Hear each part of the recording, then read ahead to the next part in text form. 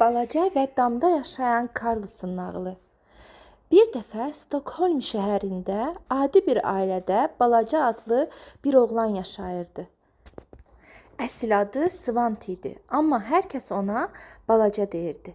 Balacanın bir it istəyi var idi, amma valideynləri hələ buna icazə vermirdilər.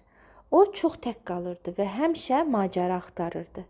Bir gün Balaca öz otağında oynayarkən pəncərədən qəribə bir vızıltı səsi eşitdi. Səs getdikcə güclənirdi, ta ki Balacanın pəncərəsinin önündə dayanana qədər. Bu, heç də adi bir adam deyildi. Balaca onu görəndə çaşıb qaldı. Bu Karlsın idi. Karlsın kiçik, qombul və şən bir adam idi. Amma onu fərqli edən onun belində olan balaca pər idi. Karlsın pəri işə salırdı və o vızıldayaraq havada uça bilirdi. O damda, kaminin arxasında gizlənən balaca bir evdə yaşayırdı. Karlsın pəncərəni açdı və otağa girdi. O özünü balacaya təqdim etdi. Salam, mən dünyanın ən yaxşı Karlsınıyam. Mən yaraşıqlıyam, ağıllıyam və kifayət qədər qombulam. Mən damda yaşayıram. Sənin adın nədir? Balaca əvvəlcə qorxdu, sonra isə sevinclə dedi.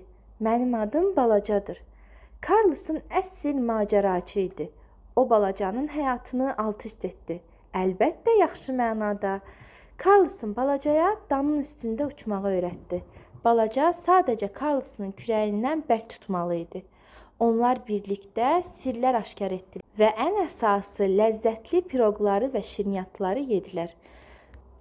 Karlsının ən sevdiyi şey piroqlara bir qədər də artıq şəkər səpmək idi.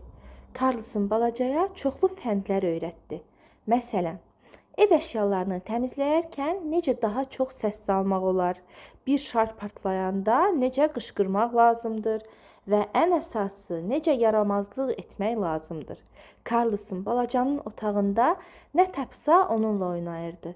Divardakı şəkilləri düzəldir, tavanı təmir edir, amma əslində korlayırdı və balacanın ailəsinə komik yaramazlıqlar edirdi. Balacanın valideynləri heç vaxt Karlsını görmürdülər. Balaca onlara danışanda elə bilirdilər ki, balaca sadəcə tənhalıqdan özünə bir dost xəyal edib. Amma evdəki qəribə qarışıqlıqlar, itən əşyalar, şirniyyatlar və damdan gələn qəribə səslər onların beynini qarışdırırdı. Balaca Karlsın sayəsində daha cəsur və şən oldu.